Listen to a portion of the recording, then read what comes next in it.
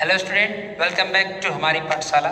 आज मैं आपके लिए लेके आया हूँ परसेंटेज का कुछ और क्वेश्चन जो कि इस समय तैयारी में पूछा जा रहा है और सिलेबस में भी सबके होते हैं। ठीक है, ऐसे ऐसे क्वेश्चन देखे जाते हैं, बहुत सारे देखे जाते हैं। ऐसे क्वेश्चन में जरूरी है कि यही परसेंटेज है, परसेंटेज कुछ भी हो सकता है। ठीक है, बट फार्मूला एक ही होता है। ठीक है, आइए कैसे आप लगा सकते हैं इजीली इस क्वेश्चन को हम सॉल्व करते हैं। पहले देखते हैं क्वेश्चन है क्या। ठीक है, कह रहा है क्वेश्चन में कि किसी संख्या में उसका 16 सही 2/3% जोड़ने पर प्राप्त संख्या 4956 यानी कि 4956 है, तो मूल संख्या क्या होगी। यानी कि भाई कोई संख्या नहीं होगी, हमको पता नहीं है, तो अगर हम मान लें कि हमारे पास भाई x रुपया था। कितना रुपया था? रुपया पे लेके चलते हैं, कोई दिक्कत नहीं। हमारे पास कितना रुपया है? x रुपया। कितना रुपया मान लेते हैं? x रुपया है। कह रहा है इसी में, यानी कि भाई x में जोड़ने पर किसको? इसी का 16 सही 2/3%, यानी x का मतलब गुणा 16 सही 2/3%। अब बराबर कितना हो जा रहा है सर? 4956 हो जा रहा है। ठीक है, ठीक है ना। आगे बढ़ते हैं। ये x तो x ही रहेगा, इसको हम काट सकते हैं क्योंकि ये देखिए क्या 16 सही 2/3% है ना। x का 16 3 48 तो हो जाएगा 50 बट्टे 3। ये प्रतिशत को हटाएंगे तो बट्टे में 100 लग जाएगा। ठीक है, अब बराबर इधर आपका 4956 हो जाएगा। ठीक है, हमें वैल्यू किसका माना है? x का, क्योंकि हमने माना किसी को है, x को ही माना है ना। माना हमारी संख्या क्या है? x है। ठीक है, x प्लस, अब इसको आप काट सकते हैं सीधे सीधे। 5 दूना के 10, ऊपर बचेगा 1/3, 1/3 दूना कितना 6, 3 दूना 6, नीचे बचेगा 6, ऊपर बचेगा 1। तो आप 6 ऊपर हो जाएगा x, नीचे बचेगा 6, क्योंकि x का गुणा 1 में होगा तो x 1 कम 1 और 3 दूना के 6 बराबर हो जाएगा आपका 4956। लेकिन हमें वैल्यू x का निकालना है, तो जो इस नीचे डिनोमिनेटर होता है यानी हर होता है, उसका गुणा सब में हो जाता है और वो हट जाता है। तो 6 का गुणा x में करेंगे 6x हो जाएगा, और यहाँ पे नहीं होगा। जिसका हर रहेगा उसके अंश में कभी गुणा नहीं उसका होता है। ठीक है, बराबर 6 का गुणा इधर कर लीजिएगा, यानी कि इसको ऐसे आप लिख सकते हैं 49 × 6, 4956 × 6। ठीक है, अब 6x और x जोड़ेंगे हो जाएगा 7x। कितना हो जाएगा? इसको जोड़ने में कितना हो जाएगा? 7x होगा। लेकिन वैल्यू किसका निकालना है? x का। तो इस 7 को आप उधर भेज दीजिएगा। और हमेशा ध्यान दीजिएगा, जो ये बराबर होता है उसके इस पक्ष से कोई उस पक्ष में, यानी इस साइड से कुछ उस साइड में जब जाता है उसका सिंबल बदल जाता है, यानी चिन्ह क्या होता है?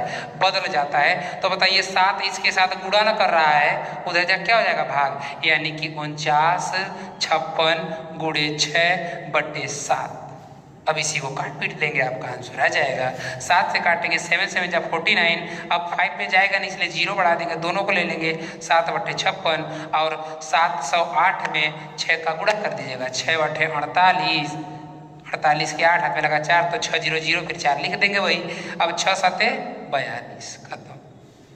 4248, ये इसका नंबर हमारा कौन सा था? वो इसका मतलब है हमारा जो नंबर था वो 4248 था। उसी में उसका 16 सही 2/3% जोड़ने पर वो कितना हो गया था? 4956 हो गया था। ठीक है, आगे समझ में आगे बढ़ते हैं। दूसरा क्वेश्चन एक लेते हैं हम, एक छोटा सा और क्वेश्चन ले लेते हैं। देखिए जैसे क्या होता है, कभी कभी कुछ सवाल ऐसे आ जाता है, किसी की वेतन पे रहता है ना, कि इनकी आय इतनी है, इतना खर्च कर रहे हैं, इतना इस चीज़ पे खर्च कर रहे हैं, तो बताइए कि उनकी आय कितनी थी, है ना। तो आइए उसी टाइप का एक क्वेश्चन है, मैं आपको बताता हूँ, शॉर्ट में बता दूंगा, ज़्यादा इसमें टाइम नहीं लगेगा। देखिए एक व्यक्ति है, कोई भी व्यक्ति मान लीजिए भाई, जो भी, क्योंकि कोई ना कोई काम करता ही रहता है ना। सैलरी आती है सबकी भाई मंथली, कुछ लोग मंथली आते हैं, कुछ लोग रोज का ले लेते हैं, मजदूर होते हैं पर डे का ले लेते हैं। तो एक व्यक्ति है, उसकी जो आय यानी इनकम है, क्या है? इनकम। ठीक है, वो है पता नहीं, वो हमको पता नहीं है भाई, कुछ रुपया कमा रहे हैं, पता नहीं क्या रुपया कमा रहे हैं, लेकिन उसी में से उसी का 25% वो जो है वो किस पे खर्च कर दे रहे हैं? जो इसका 25% है वो रेंट पे खत्म कर दे रहा है। ऐसे दे देता है कि वो अपना मकान लिए हैं और 25% मकान पे खर्च कर दिए, यानी कि रेंट भाड़ा दे दिए। पता नहीं कितना कमा रहा है अभी पता नहीं, लेकिन भाड़ा दे दिए। ठीक है, जितना कमाएंगे उसका 25% भाड़े में निकल गया, और जो शेष बचा है, कहेगा इसे, जो शेष बचा उसका 50% वो खाने पे, ठीक है, खाने पीने में खर्च कर दिए। ठीक है, खाने पीने में खर्च कर दिए, तो उनके पास कुल मिला जुला कैसे दे देगा 3750 रुपया मान लो बचा। कितना बचा? 3750 रुपया, 2000, कुछ भी बच सकता है, इस जरूरी नहीं कि इतना ही बचे, कुछ भी बच सकता है कि नहीं। तो हमने कह दिया है कि भाई 3750 रुपया बचा उनके पास। कब? जब उसने 25% रेंट दे दिया, जो बचा था उसमें से 50% खाने पीने में खर्च कर दिया, तो पता चला कि उसके पॉकेट में 3750 रुपये बचा है ना। तो बताइए कि जब उसके पास रेंट देने के बाद जो पैसा उसके पास बचा था उसमें से ना आधा वो खर्च कर रहा है खाने पीने पे, तो आधा खर्च करेगा तो आधा बचेगा कि नहीं बचेगा? इसका मतलब है सर कि 50% बराबर 3750 रुपया होगा। सही बात है, तो 1% बराबर आप निकालिएगा तो 3750 बटे 50 हो जाएगा, और 100% निकालने के लिए 100 से गुणा कर दीजिएगा। 50 दूना के 100 और 2 का गुणा कर देंगे तो 7500। कितना आ जाएगा भाई? 2 का 0, 2 5 10, 0 हाथ में लगा, 2 7 14 15, 2 3 6 7, यानी कि 7500 रुपया उसकी आय अभी नहीं आई है। घबराइएगा नहीं, अभी वो क्या आया है? रेंट जो खर्च किया था उसके बाद जो बचा था वो कितना बचा था? 7500।